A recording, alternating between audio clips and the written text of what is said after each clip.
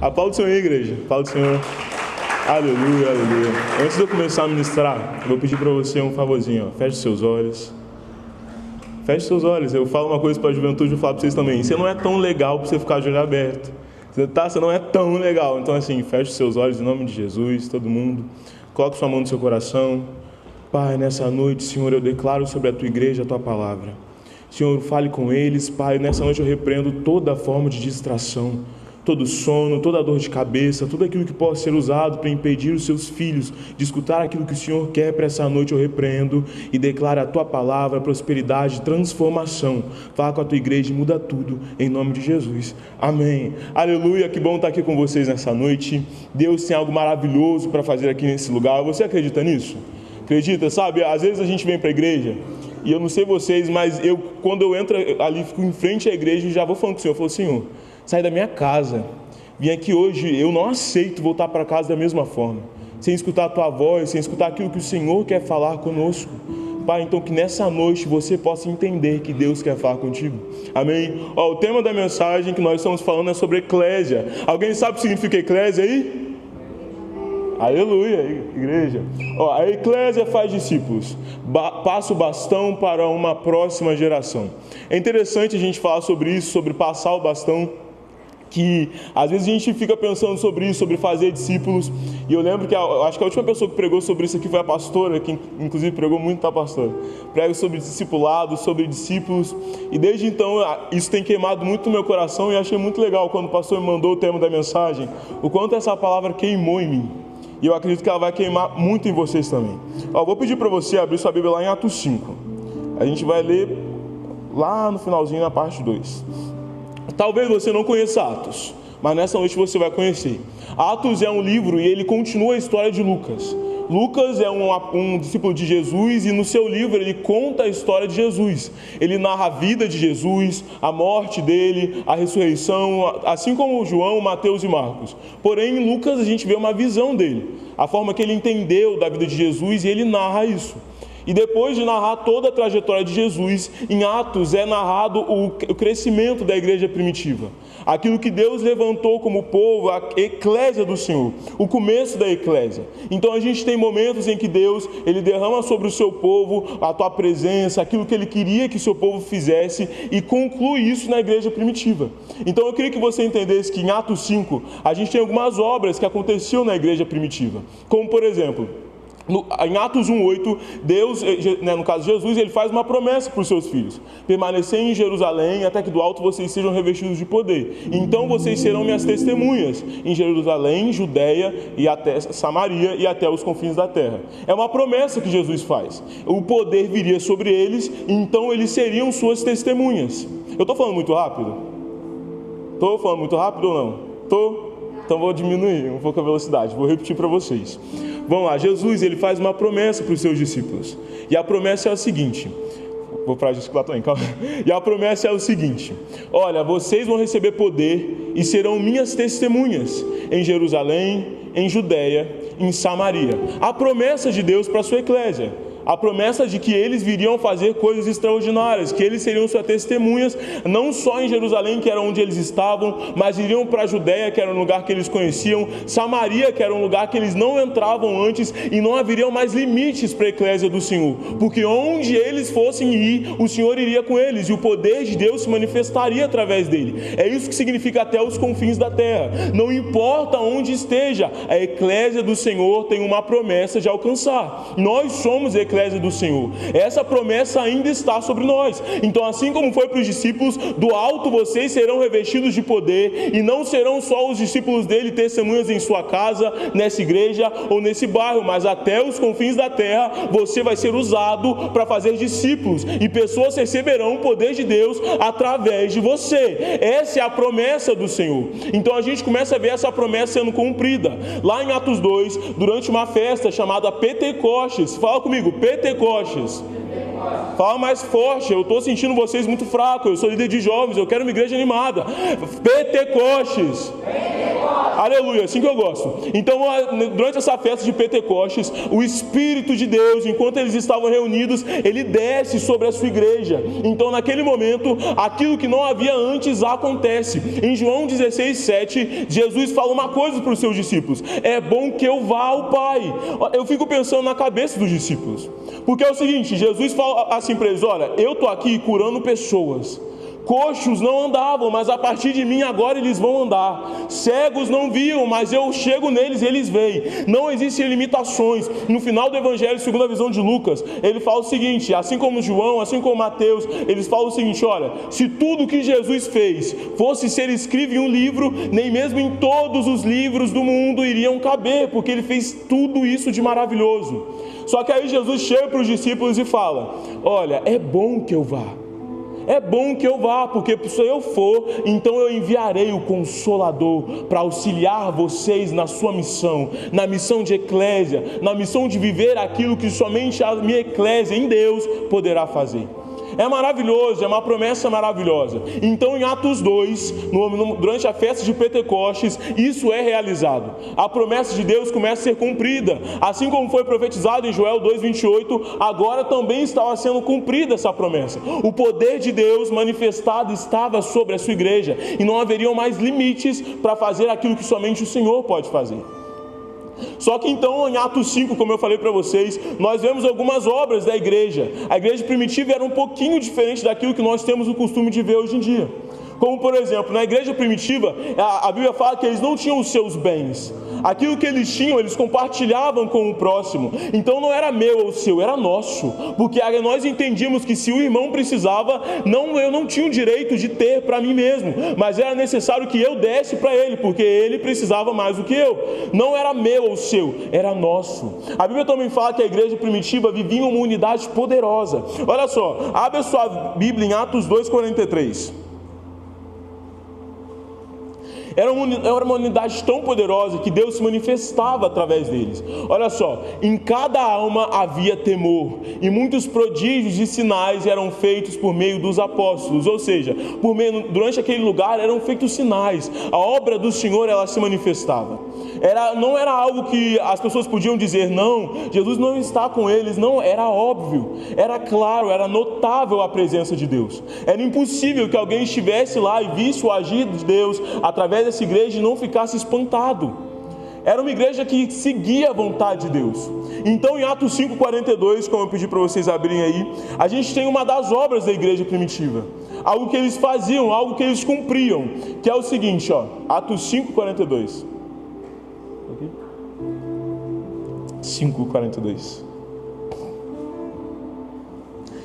Diz o seguinte, e todos os dias no templo e de casa em casa não cessavam de ensinar e de pregar que Jesus é o Cristo. Ou seja, eles pregavam Jesus para as pessoas, cumpriam aquilo que Jesus tinha mandado eles fazerem. Lá em Mateus 26, a gente tem o momento da grande comissão, onde Jesus diz: ide e fazei discípulos. É uma obra, era algo que eles entendiam que não era só um pedido ou uma demanda, não era isso. Não, eles não tinham sido chamados para encher igrejas ou encher GCs. Eles entendiam que era necessário que discípulos fossem feitos, e eles foram chamados para isso. Existia sobre eles uma promessa, mas também existia sobre eles uma responsabilidade. Uma responsabilidade de cumprir aquilo que Deus tinha chamado a igreja para fazer. Não era parte do mundo ou parte de outros, era serviço da igreja. Não era do pastor, dos líderes, dos apóstolos que sejam, não, era a responsabilidade da igreja de Deus. Eles tinham que fazer discípulos, levar a palavra às pessoas e ensinar quem é o Cristo. Ensinar quem é o Cristo, ensinar o que o Cristo faz e o que o Cristo pode fazer. Sem limites, sem limitações. As pessoas precisavam de Cristo e eles tinham sido incumbidos dessa responsabilidade. Paulo, em 1 Coríntios, quando ele está escrevendo para a igreja de Corinto, ele fala o seguinte: olha, eu não me orgulho de pregar o Evangelho, porque é me imposta essa necessidade. Ai de mim se eu não pregar o Evangelho. Paulo estava falando o seguinte: eu, como igreja do Senhor, preciso pregar o Cristo. Preciso levar o Cristo às pessoas. As pessoas precisam conhecer quem Ele é. E eu não posso deixar essa responsabilidade para outra pessoa que não a mim. Eu fui chamado para levar o Cristo a outra pessoa. Infelizmente hoje nós temos vivido uma igreja que não entende que não fazer isso é desobediência, e desobedecer é pecado. É ir contrário à vontade de Deus. Se você voltar um pouco em Atos 5, do 26 ao 29, a Bíblia vai falar sobre o momento em que os discípulos eles estavam pregando sobre o Senhor, pregando sobre Cristo, fazendo a vontade de Deus. Porém, enquanto eles pregavam sobre o Cristo, o povo daquele tempo, o povo de Israel, os líderes daquele tempo, não queriam que Jesus fosse pregado, então eles o prendem dentro de uma cela. Irmão, não sei se você sabe como funciona uma cadeia ou uma prisão, mas eu acredito que naquela época era muito pior. Porque eles eram vistos como lixo, como a escória da sociedade. Aqueles que estavam tirando a autoridade do rei, a autoridade do império, tirando aquilo que deveria ser deles. Então eles não eram bem tratados dentro da cela. Não era como se eles entrassem dentro daquele lugar e recebessem carinho. Não era um spa, era um lugar terrível. Mas o medo não os impedia de viver o novo de Deus. Então em Atos 26 ao 29, como eu falei, a Bíblia diz que eles estavam dentro dessa cela, porém um anjo do Senhor enviado os remove de lá. E aí você acha que eles fugiram, que eles foram para outro lugar? Não, a Bíblia diz que eles voltam ao templo e ainda ali eles pregam a palavra. Preguem aquilo que Jesus tinha mandado eles pregar, fazem aquilo que Deus tinha mandado eles fazerem, pois eles entendiam que não era mais sobre eles. Porque o que acontece infelizmente em muitas ocasiões, a gente entrega a nossa vida para Jesus, a gente batiza, a gente chora nos cultos, a gente faz coisas contrárias à vontade de Deus, mas esquece que a minha e a sua vida não são mais nossas, vivemos por Ele, e crer em Jesus é viver o restante dos nossos dias para Ele. Sabe, se você não vive os seus dias para Ele, se você não vive aquilo que somente Ele pode fazer em você, você ainda não entendeu o que é eclésia. Obedecer não é obedecer somente o que nós queremos. É muito fácil quando a gente quer muito dançar na igreja, aí vem a rede falar com a gente: não, eu senti de Deus você dançar. Aí você vem, você dança, você chora, é maravilhoso. É muito maravilhoso que eu canto pra caraca. Eu canto pra caraca. Quem é do meu GC sabe, eu não vou cantar aqui para, né, no geral, nada no ministério de louvor, um certo ciúme, mas eu tenho dom. Mas aí eu falo: não, vou vir cantar no ministério de louvor, vou cantar, vou estar e venho e louvo. Irmão, fazer o que você quer é fácil. Obedecer quando nós queremos algo é muito fácil. Difícil é obedecer quando é contrário à nossa vontade. Difícil obedecer quando você foi ungido rei, assim como Davi tem um chamado de Deus, assim como Davi tinha, sabe que o rei que está no poder vive em calamidade contra o Senhor, mas ainda assim obedece a palavra e não tenta usurpar algo que Deus ainda não te deu. Não tenta tirar de alguém algo que não te deu. Obedecer é isso. Não é só a gente fazer aquilo que nós queremos ou aquilo que nós nos sentimos capacitados. É entender 1 Coríntios 12, quando Deus fala para Paulo: olha, você tem esse espinho na carne, mas a minha graça é suficiente, porque o meu poder se manifesta nas suas fraquezas. Aquilo que é limite para você é uma oportunidade da glória de Deus se manifestar. Eclésia tem que entender isso, e você tem que entender isso. Entender que as suas limitações não podem impedir o agir de Deus. Entender que aquilo que Deus chamou a sua igreja para fazer precisa ser feito. Isso é obediência. Em Atos 5,42, assim como Mateus 26, nós vemos, existe uma promessa para nós, mas ainda assim existe uma responsabilidade: fazer discípulos. Fazer discípulos. Levantar no nosso meio pessoas de Deus. Pessoas que precisam de você. Você nasce, Deus te unge, coloca em você um talento único, um dom específico, e ainda assim você não se permite desenvolver isso por muitas das vezes vergonha, por muitas das vezes medo, mas acima de tudo uma idolatria por alguém que não é a sua família, não é Satanás, não é os deuses desse tempo, uma idolatria a você mesmo. Aquilo que as pessoas vão achar de você, aquilo que você quer para você, aquilo que nós achamos que nós somos dignos de viver. Às vezes existe uma palavra que nós usamos muito no nosso meio, que é egolatria, que é uma idolatria ao nosso ego, uma idolatria àquilo que nós achamos que somos dignos de viver. Mas enfim, o que é então discipulado, Natan? Como vocês entenderam, é necessário fazer discípulos. Não é porque você quer ou você se acha digno, é porque o próprio Deus nos deu essa ordenança, e a igreja do Senhor cumpre aquilo que Deus quer. Só que então o que é fazer discípulo? A pastora falou uma coisa que é muito interessante, que é: fazer discípulo é transferência. Transferência de unção, transferência de poder, transferência de estratégia, transferência. Mas não transferência do Natan para você. Transferência do Cristo Nós transferimos o Cristo para nós. É uma transferência daquilo que existe naquele que é digno, para nós que não somos dignos. Sabe, Deus que sabe todas as coisas, para nós que somos ignorantes. Aquele que pode tudo e para nós que sem Ele não somos nada. Isso é discipulado. Só que é interessante que a palavra discipulado é chamada de polissemia, porque ela tem dois significados. Para quem não sabe, polissemia, me corrija aí se alguém for professor de português, mas é quando a gente tem uma palavra que ela tem dois significados. Por exemplo, uma manga. Eu posso comer uma manga, mas eu usar uma camisa de manga. Um banco, eu posso sentar num banco ou tirar, em nome de Jesus, todos os meus milhões do banco. Né? Assim, tem dois sentidos. E assim como a palavra discipulado, ela tem dois sentidos. O primeiro sentido dela é imitar a Cristo. Quando eu me torno discípulo de Jesus, eu imito a Cristo. Então eu sou um discípulo. Porém, ela tem outro significado, que é ajudar alguém a imitar a Cristo. Dois significados distintos, mas envolvendo a mesma pessoa que é Ele. Antes de nós falarmos sobre discipulado, é necessário nós termos certeza que nós somos discípulos. Você tem certeza que você é um discípulo? De verdade, sim, você em Deus, você age como discípulo, você aponta para Cristo, você é um pequeno Cristo, não só nas suas atitudes, mas no seu modo de viver, naquilo que Deus te chamou para ser. Vamos lá, eu pedi para o Douglas separar uma imagem aí para mim, você coloca para mim, Douglas? Olha só, Jonas Madureira, que é um pastor e teólogo que eu gosto muito, ele fala o seguinte: discipulado é submeter-se a Cristo e não mais viver como se todas as coisas orbitassem ao nosso redor, no sentido de nós não somos mais o centro nem mesmo de nossas vidas. Agora o centro é Ele, quem vive no centro é Ele, o trono é dele. Discipulado é autoesquecimento. Nós esquecemos de aquilo que nós éramos para vivermos aquilo que Ele será em nós. Aqui nessa imagem é algo muito interessante. Quando nós começamos a estudar a história de Jesus, a gente percebe que Jesus tinha várias formas de relacionamento durante seu ministério terreno.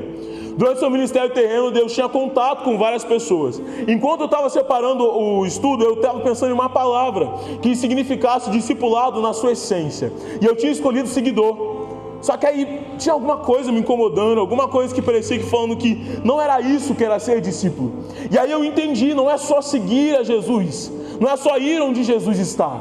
Sabe, você ir no GC, vir na igreja, não te torna discípulo. Olha só, essas três formas que Jesus se relacionava com as pessoas. Primeiro, ficou meio errado, né? Mas enfim.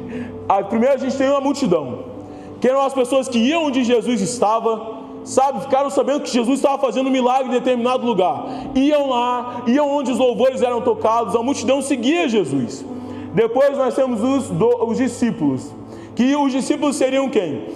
Pessoas que seguiam Jesus, mas entendiam que havia necessidade de ser transformado por Ele.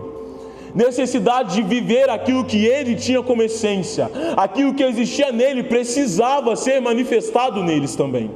Porque não era sobre ser ou não ser, era sobre ser aquilo que Ele é. Aquilo que Ele foi chamado para viver em nós. Aquilo que nós vamos abandonar, renunciar para fazer a vontade dEle. É isso que é ser discípulo. Tem os 12 também, mas eles a gente vai falar no final. Ó, vamos lá, em multidão, se você quiser entender um pouco mais, Douglas, coloca aí para mim, Mateus 4, 25. A multidão, ela seguia Jesus, ia onde Jesus estava, fazia aquilo que Jesus fazia ser visto, sabe? Eles falavam sobre Jesus, escutavam sobre Jesus, Jesus se manifestava no meio deles, ó. E da Galileia, de Decápolis, de Jerusalém, de Judéia e outro lado de Jordão, numerosas multidão os seguiam. Ou seja, Jesus estava em um lugar e eles iam atrás dele. Hoje é como se fosse a igreja. A gente sabe que Jesus está na igreja, Deus está. A gente sabe que Jesus está no GC, a gente sabe que Jesus está em determinadas pessoas, e aí a gente vai atrás disso, a gente segue isso. Ok, você já tem um relacionamento com Deus. Se você está aqui hoje, você já tem um relacionamento com Ele. A realidade é qual intimidade você tem. Douglas, agora abre aí para mim, Atos 9:10. Enquanto a multidão ela segue Jesus e participa daquilo que ele está fazendo no sentido discente, olha só a diferença para um discípulo. Havia em Damasco um discípulo chamado Ananias. O Senhor lhe apareceu numa visão e disse: Ananias. Ao que ele respondeu: eis-me aqui, Senhor. Enquanto a multidão segue a Jesus e vê aquilo que ele está fazendo, os discípulos participam daquilo que Deus está fazendo. Eles são usados para que Deus continue a fazer no meio deles. A palavra fala sobre um homem chamado Paulo. Você já ouviu falar de Paulo? Amém, né? Então não vou ficar estendendo muito na história de quem é Paulo, não. Paulo era um homem de Deus, mas antes de ser um homem de Deus, ele era um assassino. Um homem que perseguia a igreja, que era contrário à vontade de Deus. E Deus tinha um propósito para ele. Então Paulo, ele está num lugar, vamos lá, num lugar assim, e ele decide que ele vai chegar em Damasco e vai assassinar um montão de gente. Era como se do nada Paulo entrasse ali, ó. Quer ver, ó, a Cassilane, ela vai entrar ali, e era como se ela fosse Paulo. Pá, ela vai pegar todo mundo no chicote, vai matar você, vai te torturar e pá. Aí Paulo tá indo, não, vou matar essa igreja. Vou matar, e aí a glória do Senhor se manifesta. Bum! A presença dele se manifesta. E aí Paulo, ele fica cego, porque a glória de Deus cega ele. A presença é tão poderosa que muda a essência dele. Só que ainda assim as pessoas comentavam sobre Paulo, porque ele era um assassino. Ele queria matar a igreja. Assim como hoje nós conhecemos pessoas que são contrárias à vontade de Deus e perseguem os cristãos, Paulo era assim naquela época. E aí Deus, né, fala com Ananias assim: Ananias, não tem esse Paulo, que está todo mundo com medo dele, que ele tem autoridade do próprio Sinédrio para matar pessoas, para torturar pessoas. Então eu quero que você vá lá e ora por ele. Irmão, se tu não for discípulo, tu não vai. Se tu não for discípulo, você não entende a vontade de Deus. Hoje em dia a gente fica com medo de falar de Deus em público. Recebe uma ordem de Deus para salvar pessoas, para orar por alguém, e a gente fica com medo. Tem gente que recebeu o chamado para orar por 3 pessoas, os seus Natanaéis, e até hoje não escolheu ninguém. Não entende o que é ser discípulo ainda. Não entende o que é amar pessoas ainda. Não entende que não é o medo que nos impede de viver o Deus. Sabe, viver aquilo que Deus tem para nós. Às vezes a gente vai falar com alguém e fala: filho, pelo amor de Deus, faz uma oração. Ah, não, porque eu não oro em público. Eu tenho muita vergonha de orar em público, eu tenho vergonha de dançar em público, eu tenho vergonha de fazer isso, eu tenho vergonha de fazer aquilo. Não entende o que é ser discípulo. Não entende o que é ser aquilo que Deus nos chamou para ser. Irmão, ser discípulo é encontrar as suas vontades, encontrar aquilo que você acha que é correto. É fazer aquilo que Deus quer que você faça. Ser aquilo que Deus te mandou fazer e não voltar atrás. Não dá para colocar a mão na arada e voltar atrás. Tem que cumprir o que Deus te chamou para ser.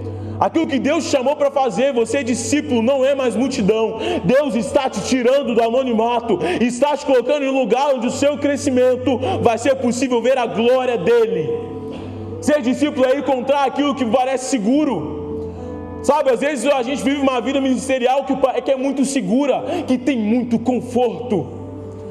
Tem que ter conforto, irmão? Não tem. Não tem que ter conforto. Se está muito confortável, é necessário ir para um lugar mais profundo. Você tem que se sentir insaciável se as águas estão batendo nos seus tornozelos. Ser discípulo é estar totalmente submerso na presença de Deus, ao ponto de que não é possível mais voltar para trás, mas é necessário dar um mergulho e permitir que o Senhor te leve onde Ele quiser. Permitir que o próprio Deus te leve onde apenas Ele pode te levar. Existe sobre você uma promessa, e você não vive ela porque você está satisfeito demais. Está satisfeito demais. Está achando que é discípulo, mas está vivendo como multidão. Está achando que é um discípulo porque vem na igreja, porque vai no GC, porque dizima e oferta, mas é necessário entregar tudo a Ele. Jesus não aceita 50%, 60%, 90%, Ele quer 100% de você. É 100% de você. Às vezes a gente fica tão preocupado: ah não, Deus, salva o meu pai, salva minha mãe, salva minha esposa, salva o meu marido. Mas Deus está tentando salvar você ainda.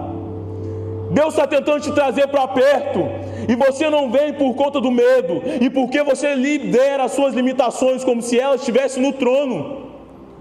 Sabe, a sua vida não pode ser sua. A sua vida não pode ser sua. Ser discípulo é entender que a obra do Senhor é mais poderosa do que aquilo que nós vamos fazer. E entender que os nossos sonhos, as nossas vontades, os nossos desejos são dele. É dele, irmão. A sua casa é uma bênção, mas se você colocar ela acima daquilo que Deus é para você, você vive em idolatria. Não é discípulo.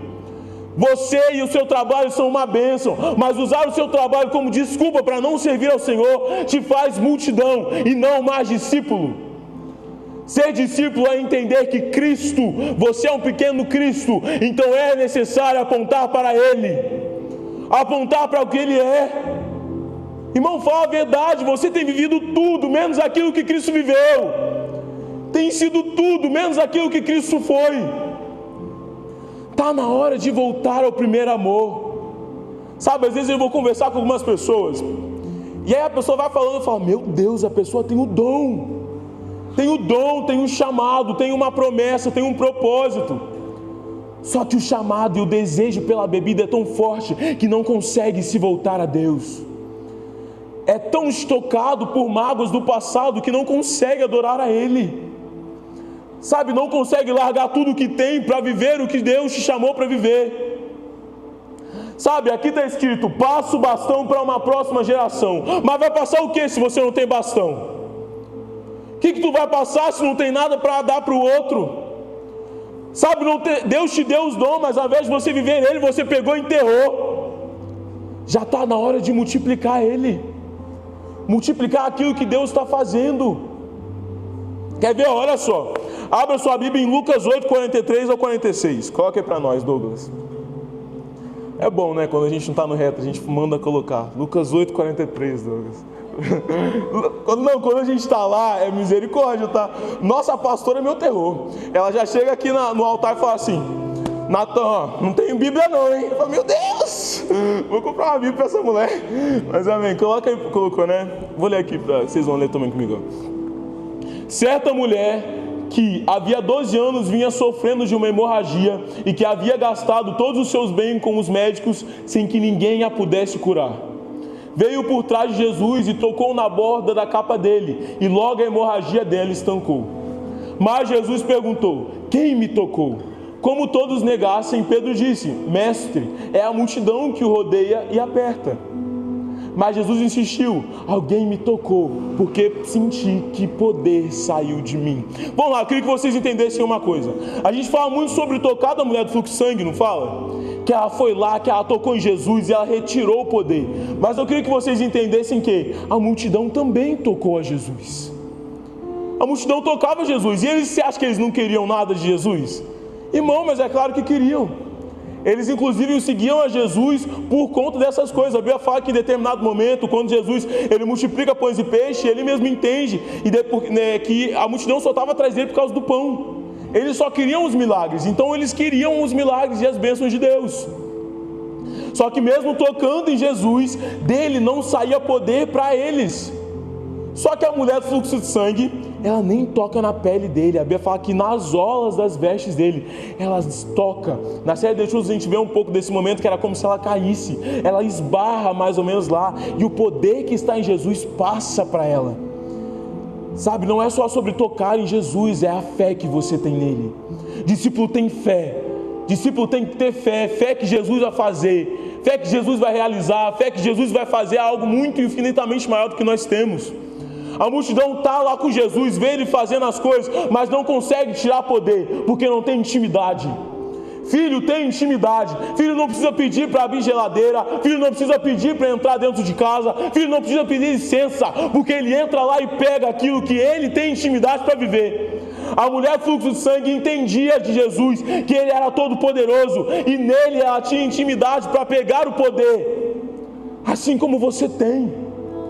Você é discípulo, você tem poder para pegar aquilo que Deus está te dando. Existe algo no ar, Deus está fazendo uma grande obra. O poder dele está no ar, é necessário você ir lá e pegar para você. Sabe, tem gente que sabe que foi chamado para pastorear, sabe que foi chamado para pregar, sabe que foi chamado para discipular, mas está lá esperando o poder cair do céu. Irmão, você é filho, vai lá e pega. Você tem autoridade para louvar, Deus te chamou como ministro, você tem um chamado, irmão, pegue a assunção que está nos céus e vive o propósito de Deus. Mas pega algo que Deus está derramando. Você não é multidão, você não precisa mais ficar pedindo o tempo todo, irmão, vai lá, pegue algo que Deus morreu para que você pudesse ter. Você é discípulo, discípulo tem autoridade. Jesus disse que nós faríamos coisas ainda maiores do que Ele fez. Jesus era grande, era poderoso, era, e ainda assim Ele falou que nós faríamos coisas maiores para a glória dEle. Para a glória dEle. Você, discípulo, foi chamado por isso. Coloca aí para mim, Douglas, por favor, João 6, 14 e 15. A realidade é que nós estamos perdendo essa essência de discípulo. E estamos querendo discipular outras pessoas, levar Jesus para outras pessoas, antes de receber dele, antes de receber aquilo que está nele. Quando as pessoas viam o sinal que Jesus havia feito, disseram: este é verdadeiramente o profeta que devia vir ao mundo. Jesus ficou sabendo que estavam para vir com a intenção de fazê-lo rei à força. Então ele se retirou outra vez, sozinho, para o monte. O que a multidão queria? Jesus tinha feito uma multiplicação poderosa. O poder dele tinha sido se manifestado, a glória de Deus tinha sido realizada lá. Sabe, a multidão tinha olhado para aquilo e falado: não, vou colocar esse homem então como rei, porque ele vai pegar e vai trabalhar da forma que eu quero, vai cumprir o ministério dele da forma que eu acho que tem que ser cumprido, vai fazer aquilo que eu acho correto. Tem gente que vive assim, acha que Jesus faz o que Ele quer, dá uma lista de compras para Deus. Deus, olha, eu quero que o Senhor realize isso para mim. Faz isso daqui, Pai, olha, minha família, o meu trabalho, a minha casa, o meu futuro, o meu passado, faz isso para mim, Jesus. Mas e a parte que você faz para Ele? E a parte que você cumpre aquilo que Ele te chamou para fazer? Ser discípulo é entender que Ele age da forma que Ele quer, faz da maneira que Ele decide, e nós não temos autoridade, nem poder e muito menos conhecimento para contradizer algo que Ele fez.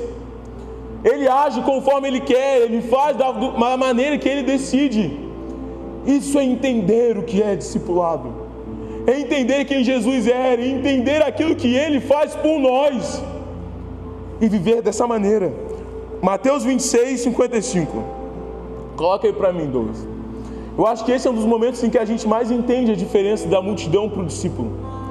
Sabe, de todas as coisas, olha só, naquele momento, Jesus disse à multidão, às multidões: vocês vieram com espadas e porretes para prender-me como se eu fosse um salteador. Todos os dias no templo eu me assentava ensinando e vocês não me prenderam. Jesus estava falando assim: olha, vocês aprenderam comigo, viveram comigo, eu ajudei vocês, dei a vocês o que vocês precisavam, e agora vocês querem me matar.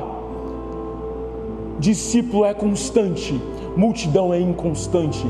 Segue Jesus por algumas coisas, por alguns motivos, mas aí quando não acontece da forma que Ele quer, não acontece da maneira que Ele deseja, não é cumprido da forma que Ele esperava, se volta contra o seu próprio Deus, se volta contra o seu próprio Senhor, se volta contrário àquele Deus que te tirou do exílio, te tirou da calamidade, te tirou dos lugares que você nem lembrava, porque não aconteceu da forma que você queria. Multidão não entende que existe um propósito naquilo que Deus faz, e nós não podemos nos voltar contra Ele apenas só porque não aconteceu da forma que nós queríamos. Sabe uma coisa que às vezes me dá medo, e quando eu vejo assim eu já vou logo orando ao Senhor. Quando a pessoa converte assim, aí a pessoa vai e a pessoa está naquele primeiro amor, aí a pessoa está no primeiro amor, vem na igreja todo dia, às vezes tem um espelho que me manda: Natan, que dia que tem culto, que hora que tem culto, que eu quero orar, Natan, vamos fazer um jejum, Natan, vamos para o monte, Natan, vamos fazer isso, Natan, vamos fazer aquilo. Meu Deus, vou passar a liderança para você, que você está buscando mais que eu já. Irmão, passa um mês, pessoa que nem ir na igreja mais, tem que implorar para ela ir no GC, implorar para ela orar, implorar para fazer um jejum, mandar mensagem todo dia. Não é constante, não entende que não é só um momento, não é uma sensação. Sabe, eu sinto muito se para você Jesus é uma sensação e você só sente Ele quando você ora, se você só sente Ele quando você chora. Eu sinto muito se você não conhece a integridade de Jesus ainda e não consegue compreender que é muito mais do que só um momento de culto. É muito mais do que uma hora e meia não, né? Umas 4 horas de GC, porque meu GC é maravilhoso, né? Quem sabe, sabe. Umas 4 horas de GC. É muito mais do que isso. É muito mais do que isso. Jesus não é só uma sensação, não é só uma emoção, não são só lágrimas. Ele é uma pessoa. Tem que ter intimidade com Ele. Para viver com Ele não é um momento de domingo. Jesus se manifesta no fruto de segunda, é no fruto de quarta-feira, é no fruto de sexta-feira, de sábado. É quando a gente não tem ninguém lá por nós, mas ainda assim entendemos que nele nós temos tudo. Só que a gente vive um tempo em que as pessoas são como os mares, inconstantes. Uma hora a onda está alta, a maré está grande. Eu quero viver o novo de Deus. Ah não, mas eu quero pregar, Deus está falando comigo. Ah não, mas eu quero viver o novo de Deus, Deus está falando comigo. Eu vou jejuar, vou ficar 24 horas sem comer, vou cair no chão, vou subir, vou voar. Ai meu Deus, Deus é maravilhoso, meu Deus, vou rodar. E aí acontece alguma coisa, você vem na igreja e talvez você não sinta aquilo que você queria sentir. Nossa, mas esse ministério de louvor estava pesado hoje, hein? Nosso Deus, aquele presbítero Natan não é de nada, hein? E aí a gente não entende, irmão, que não é sobre você, não é sobre o que você sente, não é sobre o quão emocionado você está, é sobre Ele, é o seu relacionamento com Ele, é o quanto mais próximo dEle nós estamos, mais parecido com Ele vamos ser. E aí, irmão, tem um montão de coach aí trazendo um montão de coisa. Você tem que fazer isso, você tem que fazer aquilo. E sabe o que eu vou falar para você? Quer se aproximar de Jesus? É a palavra. Ah, mas eu quero ser curado da depressão. A palavra. Ah, mas eu acho que a ansiedade está me matando. A palavra. Eu não tenho coragem. A palavra. Eu tenho medo. A palavra. Quer mudar a sua vida? A palavra. Tem que ser a palavra. Você só vai ser transformado por inteiro se aproximar de Jesus na palavra, na Bíblia. É nela que estão as palavras de vida eterna. Se você não viver aquilo que Deus tem para você, só você não vai viver. Quando Jesus está entrando em Jerusalém e o povo está gritando Hosana, Hosana nas alturas, os fariseus eles falam: Jesus, manda o seu povo parar de clamar. Jesus fala: irmão, se eles não clamarem, até as pedras clamarão. A obra está sendo feita, mas Jesus não está interessado só na obra, Ele está interessado em você. É em você, porque é através de você que Ele vai alcançar as pessoas. É através daquilo que Ele já apontou no seu coração, através daquilo que Ele te determinou para ser. Só que é necessário ser discípulo de verdade, viver o novo de Deus, cumprir a vontade dEle, ser aquilo que Ele te chamou para ser e não se voltar a Ele. Em nome de Jesus, você é discípulo, entende o que é discípulo. E é um discípulo. Só que então qual é a responsabilidade de um discípulo? O que eu tenho que fazer como pequeno Cristo, como servo do Senhor? Alcançar outras pessoas. E aí entra a segunda parte da palavra: discipulado. Levantar no nosso meio pessoas para viverem o novo de Deus. O pastor falou sobre isso quando ele pregou, acho que sobre as portas abertas. Abre aí, Efésios 4:11.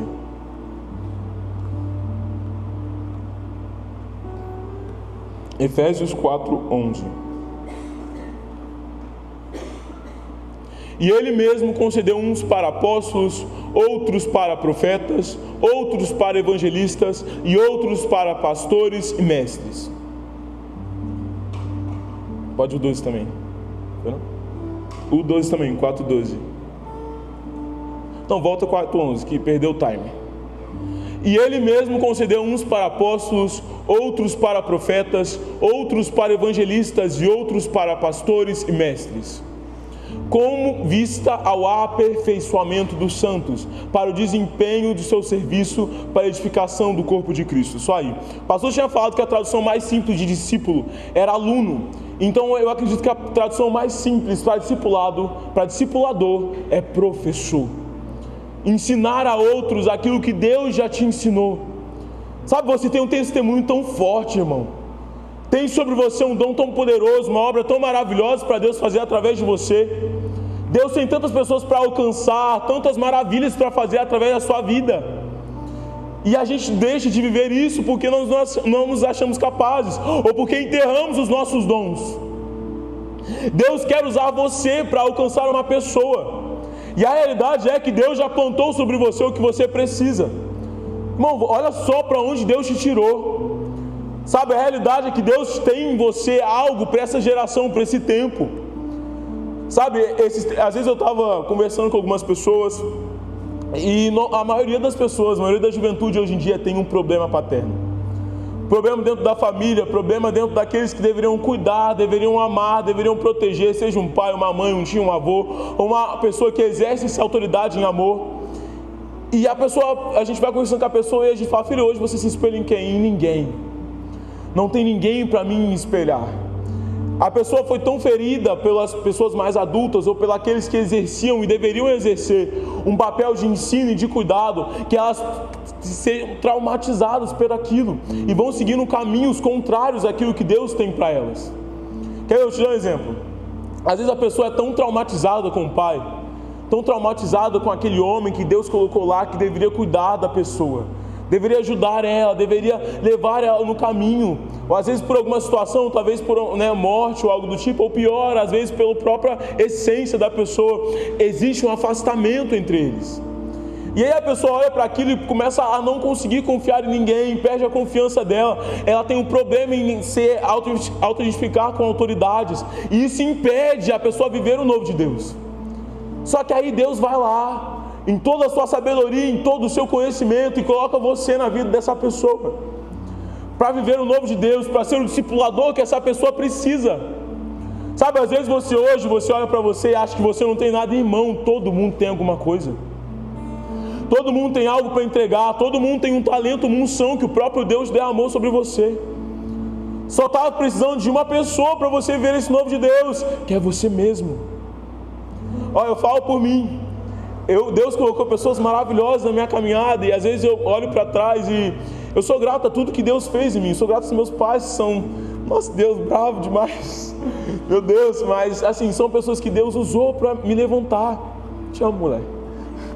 Deus usou para me levantar, Deus me usou para esse tempo, sabe, para fazer com que eu cresça, para fazer com que eu possa me desenvolver, mas não só eles, minhas irmãs. Deus usou pessoas assim que às vezes a gente olha e fala assim, não vai dar em nada, mas é uma palavra, Deus coloca no nosso caminho. Eu lembro dos discipulados que eu tinha com a Cláudia e com o Michel, as palavras que eles me deram. Eu lembro, irmão, que eu tinha um negócio com confiança, que eu assim, uns anos atrás eu tinha uma questão que eu confiava em Deus, mas eu confiava em Deus para coisas grandes, no sentido de pregar, no sentido de orar. Eu lembro que um dia o Michel estava falando comigo, e aí ele falou assim, não, tem que confiar em Deus para tudo. E, irmão, eu tinha um negócio para fazer miojo que eu não sei o que acontecia, eu já contei isso aqui. E, irmão, o miojo queimava. Um dia eu fui fazer miojo, gente, sem sacanagem, pode falar sacanagem não, né? Sem problema nenhum. E, irmão, fui fazer o miojo, coloquei o miojo na panela, a água borbulhou, irmão, saiu sabão, era o demônio no miojo. Eu falo para você, saiu sabão, não sei o que acontecia. Aí eu lembrei dessa palavra de Deus, falei assim, não, que eu vou repreender que tem algum espírito contrário à minha culinária aqui nesse lugar. Peguei lá o feijão, peguei o miojo, coloquei o miojo, ajoelhei e falei, Deus, em nome de Jesus, está repreendido todo o sabão desse miojo. Levantei, irmão, o miojo ficou top. Comi o miojo, até hoje sem fazer miojo direitinho. Irmão, porque eu entendi que aquela pessoa que Deus colocou lá na minha vida era para o meu crescimento, era para que eu me desenvolvesse. Pequenas palavras mudam a nossa história. Eu lembro quando eu fazia curso de teologia ministerial com o William. Irmão, era um negócio que eu tenho uma vergonha de ir no banheiro na casa dos outros. Uma vergonha, assim, acho que se eu já fui no banheiro nessa casa, é porque a gente tem muita intimidade. Eu lembro que a gente estava fazendo um curso, e aí me dava vontade de ir no banheiro. E assim, eu morria de vergonha de ir na casa dele. Aí eu falava assim, nossa, William, palavra forte, mas hoje eu vou embora. Aí ia lá na cozinha, não, Natan, que eu trouxe um café para você, um bolinho, colocava em cima da mesa. Meu Deus, o que eu vou fazer? E eu lembro que nos nossos momentos de conversa, em que a gente conversava como Deus usou a vida dele para me abençoar, eu cresci através dele. E assim, não era um momento discipulado, ele nem era meu discipulador, mas a essência que Cristo colocou nele me alcançou também. Sabe, às vezes Deus colocou uma essência em você e Deus pode usar ela para alcançar outra pessoa, só que você não deixa, não faz aquilo que Deus te mandou fazer, e é impedido de alcançar outros. Irmão, eu lembro que eu estava esses tempos, ia pegar ônibus ali Aí o pastor chegou, o pastor todo lá, sujo, pá. Eu peguei, olhei assim e falei assim, mas pastor, onde você vai? Eu falei assim, não filho, eu vou emassar a igreja sozinho. E eu olhei e falei assim, meu Deus, é muito amor a palavra, né? Muito amor a palavra, né, pastor? A gente esquece que existem pessoas maravilhosas no nosso caminho. Pessoas que Deus colocou para nos salvar, para nos alcançar, para que aquilo que está nelas fosse passado para nós. Tem um cara aí também que me discipulou com tanto amor, o nome dele é Jesus. Ele é muito bom, Jesus é muito maravilhoso. Sabe, ele olhou para mim, um menino pecador, um menino que não era ninguém, que não podia fazer nada, não podia conseguir nada, e ainda assim, ele olhou para mim e falou, esse é meu. E me levantou para esse tempo, sabe, me levantou para essa geração. Irmão, ele levantou você também. Sabe, tem que amar as pessoas. Esses tempos, irmão, como que foi o nervosismo pra gente? 3 discípulas minhas iam fazer uma apresentação lá pra Regi, eu sei que a Regi é brava. E aí elas estavam tudo nervosas, aí na frente delas eu não fico nervoso, mas cheguei em casa e falei, Deus, pelo amor de Deus, coloca essas meninas lá. Sei lá, mexe o pé delas lá, pelo amor de Deus. Há umas semanas atrás o Yuri foi fazer coisa com o Fabiano, e eu sei que o Fabiano também é bem 5 adoração, e tem que ser mesmo. Já falei assim, não Deus, pega a mão do Yuri lá, não deixa ele errar nenhuma nota, usa ele, mas faz ele estremecer aquela igreja. A gente tem que amar pessoas. Você tem que amar pessoas. O seu Deus é amor, e Ele diz que se você não consegue amar o próximo, você não consegue amá-lo. E a gente está perdendo a essência disso, porque a gente tem algo maravilhoso dentro de nós, e por medo a gente não tem vivido. Por medo nós não temos vivido o novo de Deus. Sabe por quê? Porque Deus permitiu que você vivesse um casamento terrível. Terrível. E aí Deus te libertou desse lugar e você não consegue ser usado para testemunhar na vida de ninguém isso, que muitas das vezes está vivendo. Você tem uma vergonha atroz, que te impede de ver o novo de Deus, que limita aquilo que Deus faz na sua vida. E aí você não consegue vencer isso para que Deus alcance outras pessoas através de você. Está achando que é discípulo, mas está vivendo como multidão.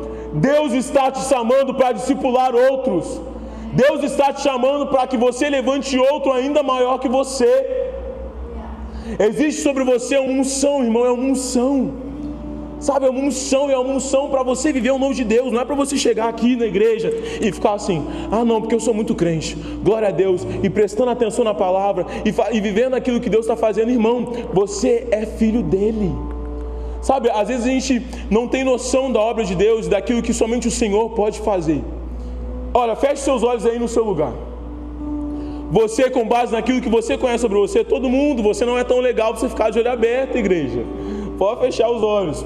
Sabe, você conhece o seu coração, sabe aquilo que você já passou, sabe os problemas que você já viveu, lugares em que Deus te libertou. Sabe, Deus te libertou de tanta coisa, te libertou da depressão, do suicídio, da morte, de um casamento problemático, de uma paternidade ruim, de família que te abandonou. Deus te libertou, salvou você, te deu o dom da palavra, dom de cantar, dom de orar por pessoas. Deus quer usar você. É só uma pessoa que não deixa. É só você que não deixa. É só você que não deixa, irmão. É você que não tem deixado o seu testemunho alcançar pessoas. É você que não tem deixado a obra de Deus se manifestar através de você. Através da sua casa, Deus quer atingir outras pessoas. Você vai ser testemunho vivo daquilo que somente Deus pode fazer. Sabe, a gente tem perdido esse novo de Deus. Pode abrir os olhos, tá, gente? Você tem perdido o novo de Deus. Tem perdido a essência daquilo que somente Ele pode fazer em você. Sabe, tem tanta gente precisando de você, tanta gente precisando dos seus testemunhos. Irmão, a nossa geração precisa da sua. A nossa geração precisa da sua. Você não pode mais deixar o seu medo, a sua timidez, os seus problemas impedirem o agir de Deus. Precisamos de você. Precisamos de você. Tem que ter alguém para a gente olhar e falar assim, caraca, essa pessoa é usada por Deus. Sabe, eu falo que Eliseu, ele estava num lugar. Não, vamos lá, eu acho que dá tempo de eu pesquisar aqui rapidinho. Calma aí. Tá. Douglas, abre aí para mim, 1 Reis 19.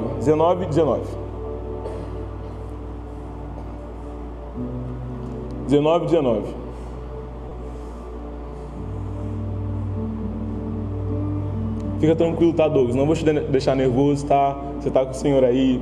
Amém. Elias saiu dali e encontrou Eliseu, filho de Safate, que estava lavrando com 12 juntas de bois adiante dele. Ele estava com a 12ª junta. Elias passou por ele e lançou sobre ele o manto. Lançou sobre ele o manto. Pode ir para o próximo. Então Eliseu deixou os bois, correu atrás de Elias e disse: deixe-me beijar o meu pai e a minha mãe, e então eu seguirei. Elias respondeu: vá e volte, pois você já sabe o que fiz com você. Eliseu voltou para trás, pegou a junta de bois e o sacrificou. E com os equipamentos dos bois, cozinhou a carne e deu ao seu povo, e eles comeram. Então ele se levantou, seguiu Elias e o servia. No sentido de o seguinte, Elias, ele olhou para Eliseu e viu nele um potencial, viu nele uma capacidade de viver o novo de Deus. Sabe, Elias era um profeta do Senhor e fazia coisas sobrenaturais. Fogo caía, ele fazia o poder de Deus se manifestar. Nossa, eu achei que tinha até rasgado minha calça quando eu subi ali, meu Deus. Ele fazia o poder de Deus se manifestar. A obra de Deus se manifestava através dele. E aí ele olhou para o menino e falou assim: esse menino aí vai ser grande. Porque eu posso ser alguém hoje, mas o meu propósito é tornar esse menino maior do que eu. Ele pega o seu manto e joga sobre ele, no sentido de toda a unção que eu tenho, toda a graça que eu tenho, o pouquinho que eu tenho, Deus, sabe, eu nem sei falar direito, mas o que eu tenho eu vou passar para esse menino, e ele vai se tornar maior do que eu. Isso é discipulado, entregar o pouco que Jesus te deu nas mãos de Cristo, porque para Cristo não é como é para nós. Para a gente pode parecer pouco, 5 pães e 2 peixinhos, mas para Jesus, irmão, sabe, para nós pode parecer pouco um chamado ou uma palavra, mas para Jesus, e aí Deus, Ele mesmo quer usar o que você tem para alcançar outras pessoas.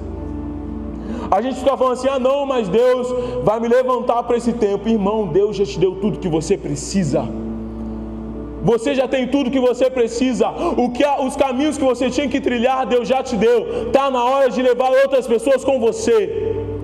Se torna o líder que Deus te chamou para ser e levanta um líder maior do que você. Torna pessoas fortes, pessoas capazes, pessoas que vão amar a Jesus como você ama, mas antes você precisa amar a Jesus.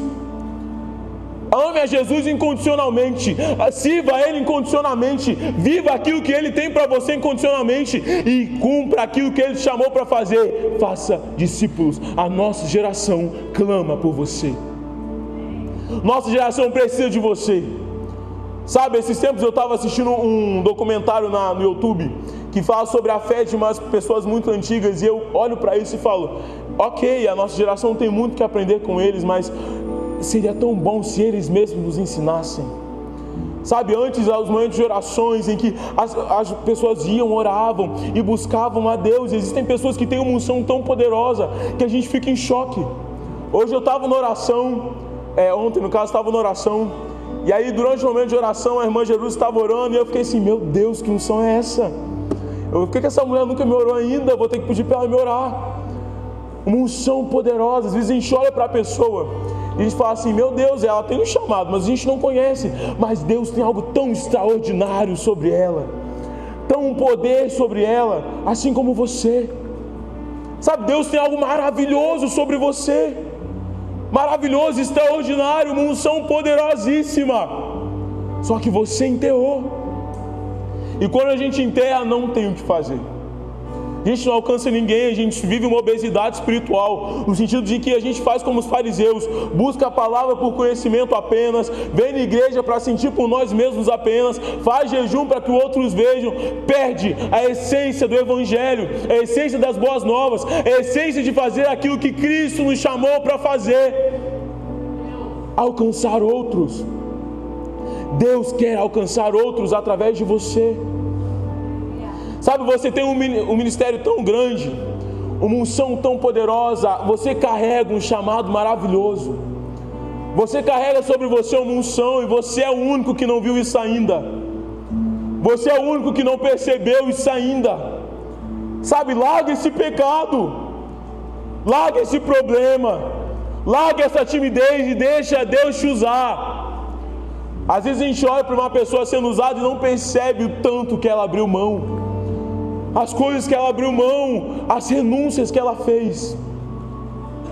Se você não estiver disposto, você nunca vai viver o novo de Deus, porque não depende de ninguém além dele e de você, e a parte dele ele já fez. Não te deu só uma igreja, te deu uma família viva, te deu pessoas que te amam, te deu pessoas que te escolheram, te deu pessoas para te ajudar a crescer. Mas você acha que por você já ter um trabalho, já ter uma família, você já faz coisa demais? Você acha que por você ter um pouco tempo, você acha que não é o suficiente, irmão? Olha para Jesus e olha tudo que Ele entregou. Imaculado, sem nenhum pecado, perfeito em tudo que fazia.